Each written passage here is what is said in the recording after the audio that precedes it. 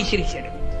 విసిరేసేటప్పటికి అవన్నీ శరీరంలో గుచ్చుకోవడంలో తిరిగి యుద్ధం చెయ్యలేక అర్జునుడితోటి అరిమురి సంగములెల్లను నురముగా ఇట్లెడరు అర్జునుని అమ్ములకున్ వెరతరిచి సూతపుత్రుడు పరచ పొడమి ఎద్రువ మధ్యపతి శిశుడు ఆర్వన్. ఒక్కసారి ఆ యుద్ధ భూమిలోంచి విన్నిచ్చి ఇంకా అర్జునుడి ముందు నిలబడితే చంపేస్తాడని అదే పరుగు కింద యుద్ధ భూమిలోంచి వెనక్కి తిరిగి కర్ణుడు పారిపోయాడు.